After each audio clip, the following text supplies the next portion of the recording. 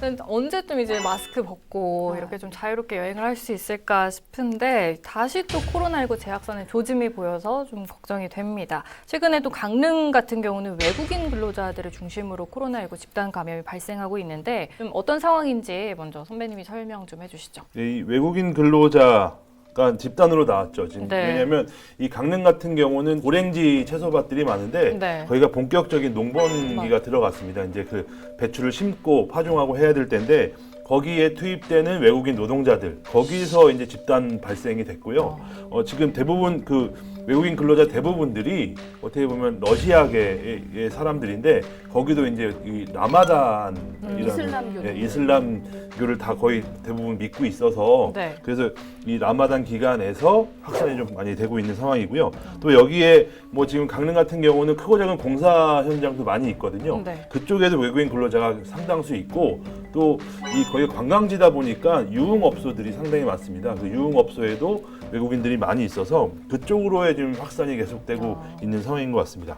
그 외국인 근로자들이 어디 특정 뭐 회사에 속해 있는 사람들이 아니다 보니까 좀 감염 경로를 파악하거나 이런 것도 좀 쉽지가 않을 것 같아요. 그렇죠. 지금 뭐 저희가 확정할 수는 없습니다. 이게 불법 체류자인지 아닌지 모르지만 네. 대부분이 좀 꺼려하는 상황이 돼서 이제 불법 체류자일 거다는 이제 추측을 하고 있고 하지만 강릉시나 이제 법무부에서도 이 확산을 막기 위해서 불법 체류자도 검사를 해주겠다라고 네. 하지만 본인들이 좀 무서워서 네. 이 검사를 좀 기피하는 경우도 많이 있더라고요. 좀 이런 것들이 있다 보니까 전파를 계속 이렇게 펼쳐나가는 것 같습니다. 그래서 더욱 지금 좀 우려스러운 상황인 것 같은데 변호사님 좀 보시기에는 좀 어떻게? 네, 뭐 이번 사태가 종교 모임으로 발생된 것으로 추정이 되는데 관계부처 공무원들이 그 전문가의 의견을 들어서 일단 종교에 대한 이해가 좀 필요하고요. 네. 종교 의식이나 모임을 이제 코로나 사태에서 어떻게 선도하거나 뭐 종교지만 뭐 지도를 할지 그 공무원이 지도를 못하면 그 대표적인 종교 지도자들에게 국내에도 종교 지도자들이 몇 명 있거든요.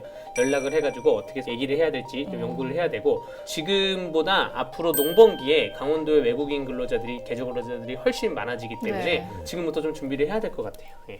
농번기 맞아서 계절 근로자들이 점점 좀 많아지는 상황인데 이런 상황에서 지금 이렇게 외국인 집단 감염이 많아지면 자칫 외국인 혐오가 나타나지 그렇죠. 않을까 그런 걱정도 되고 있습니다. 좀 어떻게 보세요? 뭐 실제로 강릉 지역에서는 그런 사례들이 꽤 있더라고요. 오, 네. 보면 이제 뭐 외국인이 버스를 타는데 이제 뭐 손가락질을 한다든지 뭐 이제 그런 것들이 많이 있는데 이분들은 또 안타까운 게 우리 2018 평창 동계올림픽이 강릉에서 열렸을 때 네. 이분들이 이제 그 통역 봉사라든지 봉사 활동을 하면서 어떻게 보면 성경 개최에 주된 일을 하신 분들인데 그때는 감사합니다 하고선 네. 이제 와서 이제 막 코로나니 뭐니 한다 보니까 조금 좀 속상하다라는 좀 말이 있고 모든 외국인이 뭐 다 코로나 바이러스가 있는 게 아니기 때문에 네. 좀 그런 것들 좀 삼가했으면 좋겠습니다. 어차피 우리나라도 이제 다문화 국가이기 때문에 네. 우리도 좀 그런 거를 좀 하지 말아야 되지 않을까 하는 좀 생각이 드네요.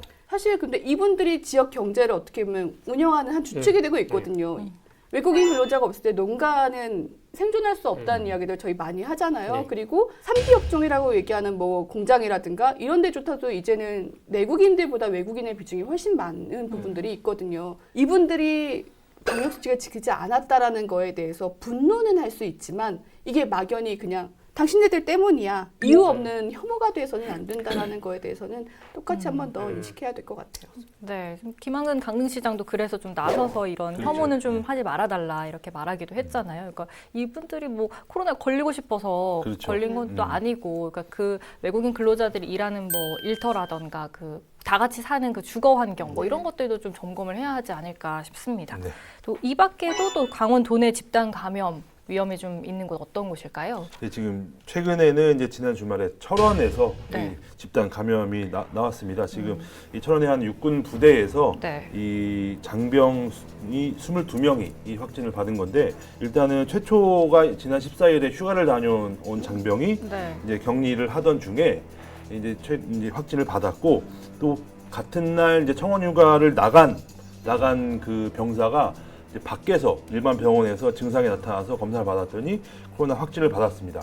이렇게 보면 그 지금 청원휴가 나갔던 병사는 어떻게 보면 군부대 안에서 걸려서 나간 걸 수도 있다라는 게 보여지는 건데 네. 이렇게 해서 이제 그 관련 부대에서는 부대원 전수 검사를 했는데 네. 그 상황에서 지금 이제 무더기로 이렇게 지금 확진이 나왔고요. 격리하는 곳에 이제 물품을 갖다 주고 하다가 또 확진이 됐고 이렇게 하면서 지금 철원 지역으로 퍼질 것 같은데 다행히도 아직까지 이 군부대 외에 일반 네. 주민들의 이 지금 확진 사례는 아직까지는 없는 상황입니다. 네, 더 이상 확산되지 않아야 할 텐데요. 그 밖에도 지금 강원도청에서도 처음으로 공무원 확진 사례가 나왔다고요? 네, 그렇죠. 지금 강원도청에서 좀 안타깝게도 이제 그 컨트롤 타워를 해야 되는 재난 안전실 하필 에서 또, 네. 예, 지금 소속 공무원이 확진을 받았습니다. 여기는 1번이 첫 번째 걸린 사람이 자식이고 두 번째가 이제 공무원인 것 같은데 네. 약간 그거는 좀 이제 풀어봐야 될 과제고 일단 이 재난안전실 소속 공무원이 확진을 받으면서 도청에 난리가 났었습니다. 예, 지금 신관 4층 그 모든 직원 500명을 다? 예, 네. 이 검사를 받았는데 이 춘천시가 최초에는 이제 역학조사 결과 이 접촉한 사람이 한 50명 정도로 파악이 됐는데 강원도에서 안 돼. 다 해. 이래갖고 500명이 가서 이제 그 보건소가 정말 장난이 아니었다고 그 하루 이틀 동안은 계속 이게 그랬던 또 얘기가 있더라고요. 결과는 500명 중에 지금 다행히도 예. 한 명도 안 나왔습니다. 안 나왔고요. 예, 한 명도 안 나왔지만 일단은 2주간 자가격리. 지금 이 재난안전실 직원들은 예. 2주간 자가격리를 하고 있습니다. 이분이 어떤 외부를 나가나 뭐 다른 행동을 해서 걸린 게 아니라 가족 그렇죠. 간의 사이에서 있었던 일이었기 때문에 이게 뭐 잘못됐다기보다 그렇죠. 예. 이건 누구에게나 이제는 일어날 수 네. 있는 일이라는 것도 저희가 인지는 하긴 해야 될 것 그래서 같아요. 혐오는 안 해줬으면 좋겠어요. 예. 역시 빨리 이것도 정말 뭐 이게 컨트롤 타워의 역할이기 네. 때문에 행정 공백이 생기지 않도록 예방, 뭐 방역 또 그 청사도 다 소독이 이루어졌다고 그렇죠. 하더라고요. 그런 거에 대해서 이제 불안감은 조금 내려놓을 수 있는 단계가 돼야 되는 게 시급한 것 같습니다. 네. 지금 이렇게 계속해서 집단 감염 위험이 속출하고 있어서 좀 불안해하는 분위기인데 재확산이 우려되는 상황에서 지금의 그런 방역 시스템은 괜찮을까? 어떻게 생각을 하시나요? 좀 그 항상 의문이 드는 게 네. 모든 건물 앞에 그 온도를 재는 온도기 있잖아요. 네. 뭐 얼굴로 재는 것도 네, 있고 네, 이마로 네, 재는 네. 것도 손목으로 재는 여기서 출입이 안 됐다는 사람은 한 명도 본 적이 없는 것 같아요. 아, 네. 그래서 전국적으로 확진자가 매일 현재도 700명씩 나오고 있는데 그럼 이 확진자들이 그 코로나 그 병 특성상 온도가 올라가면 건물에 못 들어가야 되는데 네. 강원도에서 발생되는 확진자가 왔다 갔다 하는 그런 것도 다 행사장 안까지 들어와서 해집고 다니고 간 다음에 이제 문제가 된 거거든요. 본인이 병을 갖고 있으면 이 온도계에서 측정이 돼야 되는데 이것이 과연 실효성이 있나 이 온도계가 이게 지금 뭐 정부 공인을 어떻게 받은 업체인지 제가 잘은 모르겠지만 그것보다는 예, 예. 지금 보면 이제 무증상자들이 많은 네. 겁니다. 열이 안 나고 아, 네. 증상이 없이 네. 그냥 감기겠구나. 그냥 콧물 좀 나네. 이러고 돌아다니다가 보면 이게 코로나에 감염된 거 수도 있기 때문에 지금 열만으로 체크한다는 게 조금은 이제 좀 다른 방식으로 좀 변해야 되지 않나라는 생각도 들고요.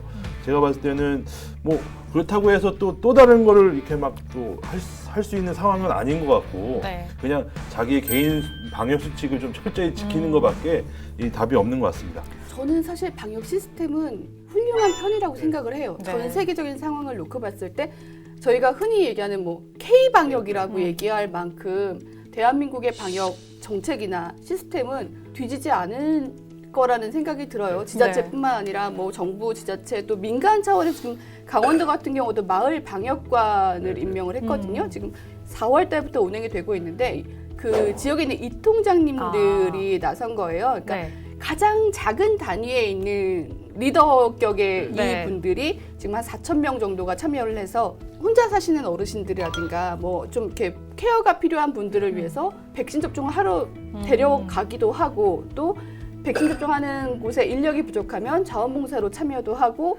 접종 후에 이분들의 상태를 케어하면서 체크하기도 하고 이런 역할들을 다 할 만큼 큰 정부부터 단계 내려와서 아래까지 어떻게 보면 방역 시스템은 잘 갖춰져 있을 것 같은데 제가 봤을 때는 오히려 개인 방역 의식의 문제가 있지 않을까라는 네. 생각이 네. 좀 들어요. 그러니까 모든 거에서 다 제재하고 할 수는 없다고 생각을 해요. 네. 그리고 이거는 내가 정부의 정책을 따르지 않았을 때 피해보는 건 나뿐만 아니라 다른 많은 사람, 불특정 다수가 될 수 있거든요. 그러면 그때부터는 이제 스스로가 내가 어느 기준치를 넘어가면 검사를 받으러 간다든가 사람이 많은 다중이용 시설을 이용하지 않는다든가의 노력이 필요한 부분이지 이거조차도 시스템에서 모든 걸 완벽하게 구축하기는 쉽지 않을 거라는 생각도 좀 들어요.